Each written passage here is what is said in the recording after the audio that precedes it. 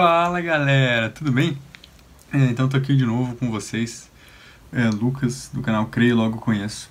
E aí no vídeo de hoje, tô animado, a gente vai começar a falar do livro que eu prometi a última vez pra vocês, Ciência e Religião, do Alistair McGrath, Fundamentos para o Diálogo. E eu fiquei muito feliz com a publicação desse livro aqui,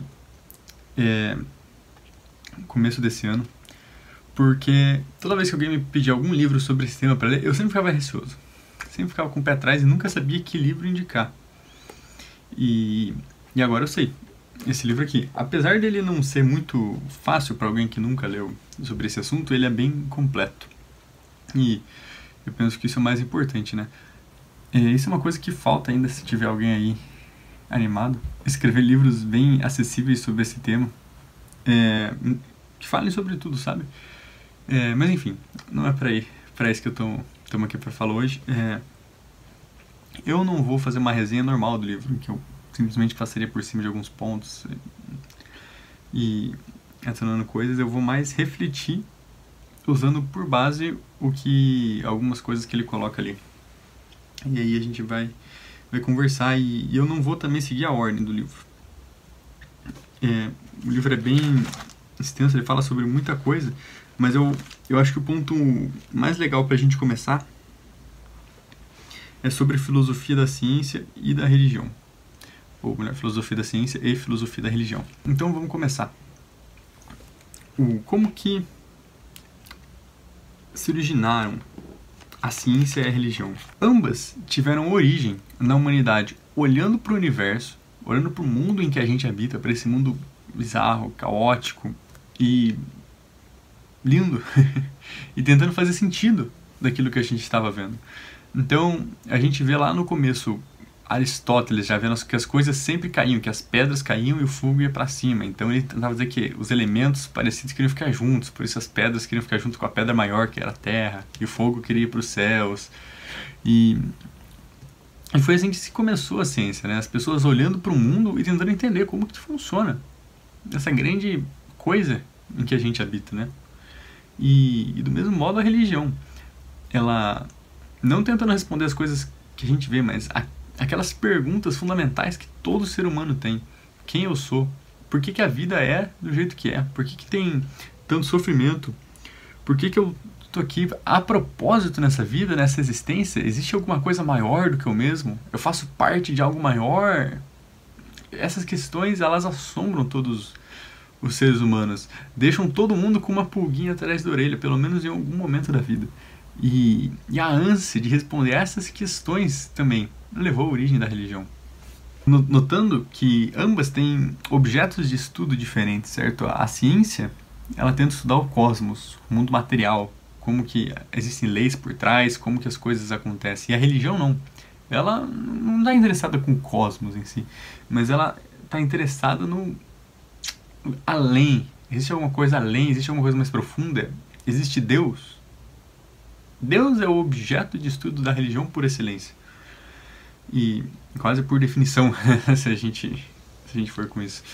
E então, o que eu acho muito interessante, já aqui a gente percebe que ciência e religião, elas estão relacionadas, mas elas são distintas. São coisas diferentes. O objeto de estudo delas são totalmente diferentes. Porém, ainda assim, elas estão relacionadas, porque elas ainda estão lidando com o assombro da humanidade perante o universo, com o desejo inato humano de entender o mundo em que a gente vive e a nossa própria existência. Então, só aí a gente já tem muita coisa pra gente refletir. E uma coisa que vocês vão notar em mim, e que me assombra é, cara, vamos olhar para o universo, como que a gente faz sentido de tudo. Eu, desde criança, olhava para o universo e tentava explicar as coisas, sabe? Essa ânsia de explicar, essa curiosidade humana. Isso é algo que está dentro de todos nós e é muito forte nas crianças, né? Tem aquelas fases que elas querem saber o porquê de tudo, né? Até irrita. Mas isso reflete a ânsia natural do ser humano. A gente precisa alimentar isso e dar continuidade a isso. E uma coisa que eu acho muito importante a gente reparar é que a gente nunca consegue fazer uma observação limpa. que eu quero dizer com limpa? Não sei se é o melhor termo. Neutra, algo que a gente não coloque em cima dessa observação nada do que a gente está pensando, ou nada da nossa própria natureza. E isso é válido para o experimento científico que for, né? Mas isso não é uma coisa ruim, certo? Digamos que, vou pegar um exemplo bem físico, a gente quer medir a corrente elétrica num fio. Então a gente vai lá, coloca o nosso amperímetro e beleza. Por que eu estou fazendo isso para medir a corrente? Porque eu sei que isso vai medir a corrente, né? Como é que eu sei que o tamanho da minha barba não afeta a corrente elétrica no fio? Ou, para usar um exemplo que o Paul Chalmers usa no livro O que é a Ciência Final, por que eu sei que o peso da minha orelha, do lombo da orelha, né, que é esse trequinho aqui, não faz diferença na minha medição? Não é? Podia fazer, eu não sei. Mas na verdade a gente sabe, né? Toda observação que a gente faz, a gente está colocando um pouco nosso. Um pouco da teoria que a gente tem por trás do funcionamento dessa coisa, né? Certo ou errado essa teoria, certo? Certo ou errado, a gente coloca um pouco dela na nossa observação, e tá tudo bem. A gente precisa disso para seguir a vida. É importante a gente ter consciência disso, né? E eu gosto muito de uma frase que o McGrath colocou no livro, que é a seguinte: o processo de observação é ao mesmo tempo um processo de interpretação. E eu acho que essa frase dele, além de bonita, ela resume bem a ideia. Mas tudo bem. Se ciência e religião querem fazer sentido do nosso mundo, certo? Como que cada uma delas busca dar sentido às observações que ela faz e ao nosso mundo? Então, daqui para frente vão ter 3 divisões. Primeira divisão, como a ciência faz sentido no mundo. Depois, como a religião faz sentido no mundo. E por fim, como que a gente junta essas coisas, se tem alguma relação entre elas.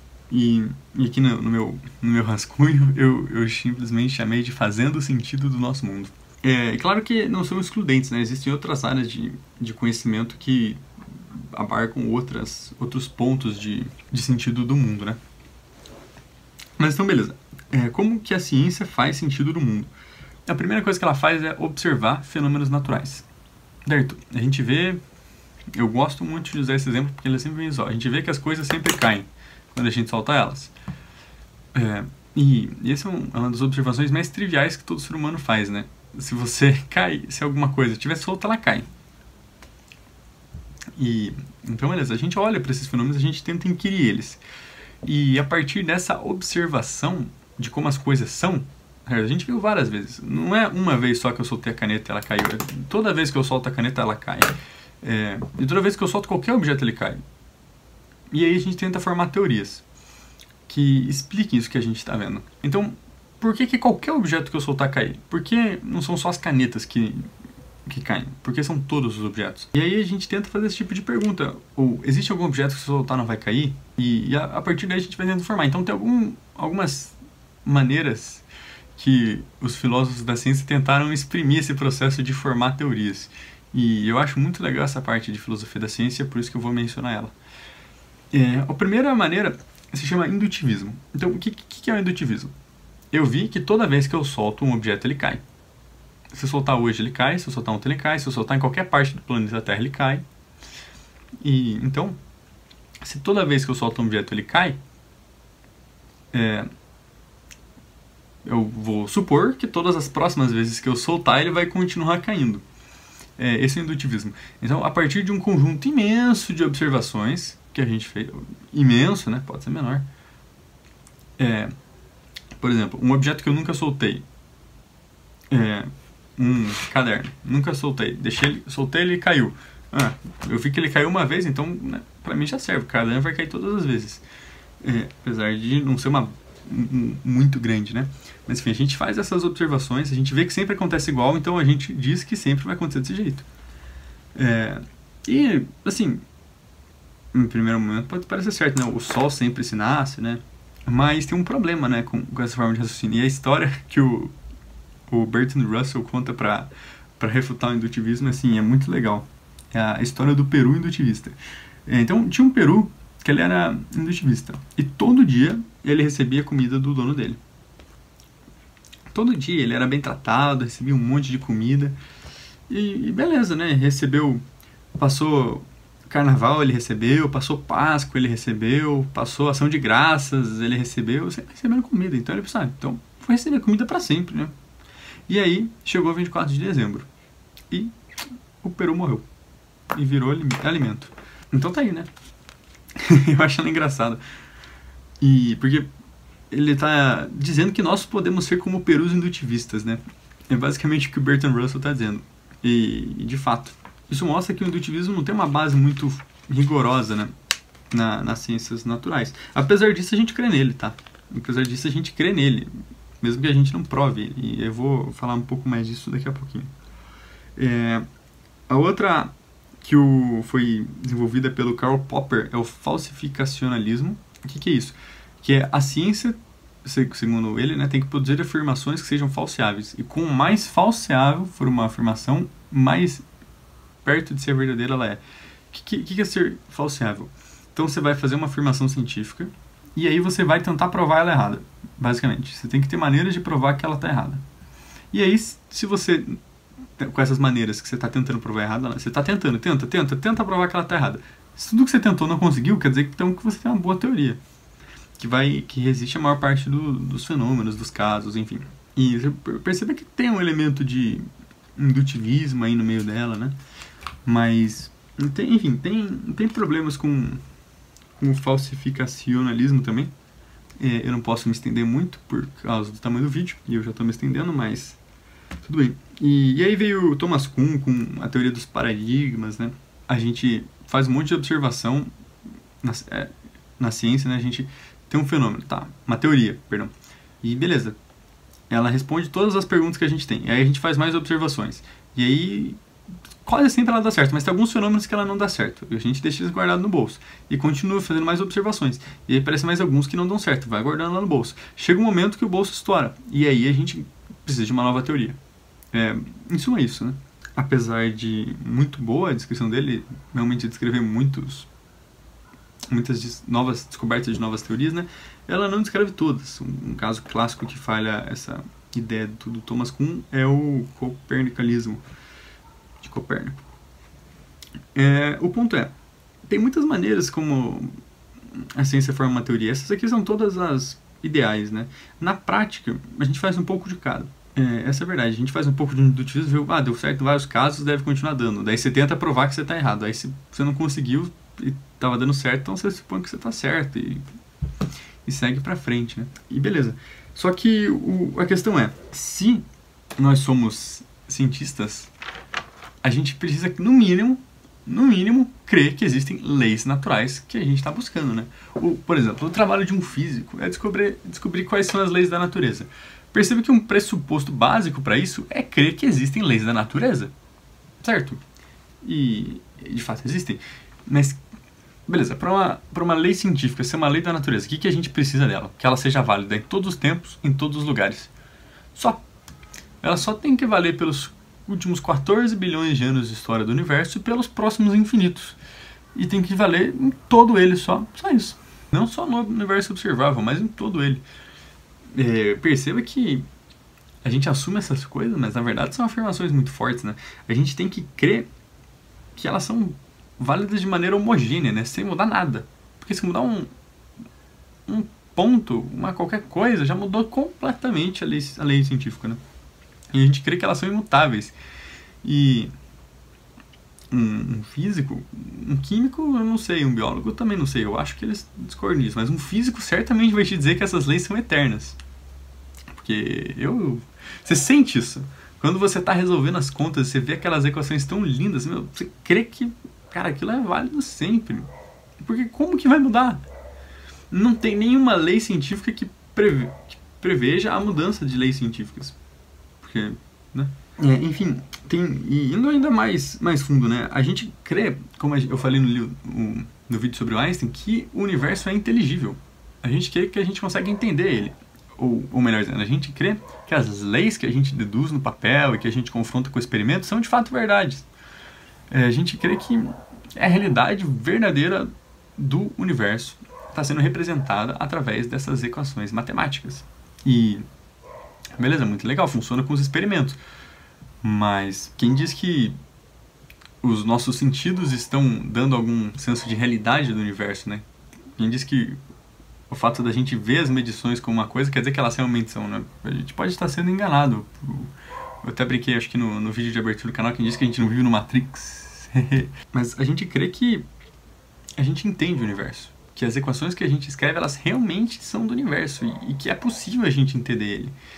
E a gente crê que existe uma racionalidade por trás, certo? Se a gente não crê que existem leis da natureza, que elas são racionais, né? Ou seja, estão ao acesso da nossa mente, então a gente podia simplesmente parar de fazer ciência. Porque, né? Não ia ter muito o que a gente descobrir. E, claro, você pode dizer, tudo bem, Lucas, eu realmente preciso acreditar em todas essas coisas, mas funciona. A ciência funciona, então eu estou justificado em crer nessas coisas. Sim e não, né? Sim e não, mas a gente vai falar disso ali no final do vídeo. Mas pra gente não se alongar muito, como que a religião faz sentido no mundo? Primeiro, reconhecendo as questões universais que eu mencionei, né? Pelas quais a gente se interessa. E aí a gente pega essas questões universais que todos os seres humanos têm, questões profundas, e a gente tenta responder essas questões usando teorias sobre Deus. Como a gente crê que Deus é, quem Deus é, como ele age no mundo, a maneira pela qual ele fala, se é que ele fala, a maneira como ele criou as coisas, como ele pensa, se ele é bom ou mal, enfim, com nossas teorias sobre Deus, as nossas ideias. E nós, cristãos, a nossa teoria de Deus ela é baseada também numa crença. Assim como as teorias científicas são baseadas em crenças e pressupostos, a nossa teoria cristã sobre Deus, se é que dá pra dizer assim, é baseada na nossa crença, na autorrevelação de Deus em Jesus Cristo. E pra gente isso é um fato dado, não é algo que esteja aberto à discussão. Assim como os cientistas não creem que as leis da natureza mudam, a gente não crê que a autorrevelação de Deus em Jesus Cristo muda. Ela é imutável, única e verdadeira. Tão verdadeira, ou até mais, do que as leis da natureza que os cientistas e físicos e químicos estudam. O ponto a se perceber é, ambas são baseadas em um conjunto de crenças. E uma frase do Max Planck que o McGrath cita, em particular sobre a ciência, que eu achei realmente muito interessante. Eu vou ler aqui, ó. Qualquer que se dedique seriamente a trabalhos científicos de qualquer natureza percebe que na entrada do portal do templo da ciência estão escritas as palavras: você deve ter fé. Essa é uma qualidade que os cientistas não podem dispensar. Essa é uma frase, ela é bem representativa. Tem várias outras falando da fé que o cientista precisa ter. E tá aí Max Planck, o pai da mecânica quântica, nos dizendo que o cientista deve ter fé. Isso é muito legal. É claro que aqui ele se refere à fé na inteligibilidade racional do universo, na regularidade, universalidade das leis, enfim, né? Dado que tanto a religião quanto a ciência são baseadas em crenças, quais são as verdadeiras? Tem como a gente saber quais crenças dentre essas são as verdadeiras? Tem. A minha opinião, e eu creio que o McGrath compartilha isso comigo, é que não tem como a gente provar com a certeza matemática, lógica, irrefutável que uma crença é verdadeira e a outra é falsa, e enfim. Não esses tipos de crença, né? Não esses tipos de crença. E nesse contexto, a ideia de abdução de Paul Pierce e o John Polkinghorne, um físico teórico que virou teólogo, uma inspiração para mim, também concorda que a gente tem que procurar as crenças que estão melhor justificadas, né? Não tem como a gente dar a certeza analítica da veracidade, mas a gente tem que procurar aquelas que parecem ser mais verdadeiras, que estão melhor justificadas e seguindo a abdução de Paul Pierce, que explicam mais. Que menor conjunto de crenças explica a maior parte de coisas, crenças racionais, né? E juntando essas duas coisas, a gente pode ter uma ideia aí de que conjunto de crenças a gente deve ter, né? E seguindo o Polkinghorne, a própria ciência levanta meta-questões, segundo ele mesmo disse. que não são respondíveis pela própria ciência. E elas, obviamente, estão relacionadas com as crenças da ciência. E eu vou ler aqui algumas meta-questões que o McGrath coloca no livro. Por que a ciência é possível? Eu acho que está relacionado com a inteligibilidade. Por que o mundo físico é tão racionalmente transparente para nós? Essa é uma questão interessante. É muito fácil para a gente fazer ciência. Claro que exige muito esforço, mas se pensar o que a gente faz com o tanto de esforço que a gente coloca, o input de esforço é muito menor do que o output de resultados. A gente obtém resultados incríveis. A gente foi para a Lua, a gente tem computadores super potentes na mão de todas as pessoas. A gente pousou em Marte, o Perseverance pousou esses dias lá em Marte. A gente tem uma rede de satélites com internet no mundo inteiro, agora na Starlink do Elon Musk. E a gente não colocou tanto esforço assim para esse tipo de coisa, apesar de a gente ter colocado muito esforço. Mas é muito fácil para a gente fazer ciência. E ainda, por que os belos padrões da matemática encontram aplicações no mundo físico? E, a gente cansa de ver isso. Matemáticos puros fazendo 1 milhão de contas que os caras estão doidos, e aí passam uns anos e pronto, tá lá na física e precisa das contas que os caras fizeram. Um exemplo que me vem agora na cabeça é do Ramanujan, né? Aquele matemático indiano genial. Ele fez umas contas e puras, né? Só porque era legal e porque ele foi achando interessante, e depois acharam aplicações na descrição de buracos negros. Tipo, cara, isso é muito legal. Mas por quê? Por que a matemática pura se reflete tão bem no nosso universo? E por fim, da onde vem o ajuste fino do universo? Eu ainda vou fazer um vídeo só sobre isso, mas o ajuste fino do universo é uma série de constantes físicas que tem um valor exato para permitir a existência de vida no universo. E por que o universo foi feito para a vida? Foi feito para a existência da vida? Essa é uma questão que precisa de resposta, mas está além do escopo da ciência respondê-la. A existência dessas meta-questões que a ciência não pode responder, para mim, aponta para a existência de algo superior à própria ciência, que talvez possa explicar essas crenças e essas questões, né? E essa coisa, além, é Deus. E não qualquer Deus, não simplesmente um demiurgo, um Deus que criou o universo e depois sumiu, mas o Deus cristão. O Deus auto-revelado, o Deus que crê em Jesus, né? O Deus auto-revelado por meio de Jesus Cristo, por meio da Bíblia. E, cara, todas essas questões, elas fazem perfeito sentido se a gente for ver. Por exemplo, por que os padrões da matemática encontram aplicações no mundo? Porque Deus criou a matemática. Porque primeiro esses padrões surgiram na mente de Deus, e aí ele colocou na natureza do universo que ele criou. E aí, por isso que é tão lindo. E por que o universo é ajustado para a vida? Porque Deus criou o universo querendo vida. E aí ele fez tudo preparado para que existisse vida. E por que a ciência é possível? E por que ela é fácil para a gente fazer ciência? Porque Deus colocou a imagem dele em nós. Então, tudo isso faz perfeito sentido dentro da visão de mundo cristã. Por isso, para mim, ela é quem torna mais sentido a essa realidade que a gente vive. É quem não só dá sentido, mas ela faz sentido da realidade. E isso é muito legal no cristianismo. Mas assim, apesar disso, não tem como eu falei, não tem uma demonstração matemática de que o que eu estou falando é verdade. E então, pra gente encerrar, eu quero ler uma frase do Polkinghorne aqui. Nem a ciência, nem a religião podem entreter a esperança de estabelecer provas logicamente impositivas do tipo que apenas um tolo pode negar. Ninguém pode evitar algum nível de precariedade intelectual, e há uma consequente necessidade de um certo grau de ousadia cautelosa na busca pela verdade. Experiência e interpretação se entrelaçam em uma circularidade inevitável. E no fim do dia, não tem demonstração, não tem prova de nenhuma dessas coisas. Nós temos que ir lá e ver. Você quer ver se o Deus cristão é verdade? Vá lá e veja. Entre numa igreja, leia a Bíblia, procure Ele. E a certeza que Ele te dá é que se você buscar Ele de todo o seu coração, você vai encontrá-lo. Essa é a beleza. Se a gente pudesse resolver o enigma do universo, então ia acabar a ciência, a religião, tudo isso ia acabar, porque aí ia estar tudo resolvido. Mas não.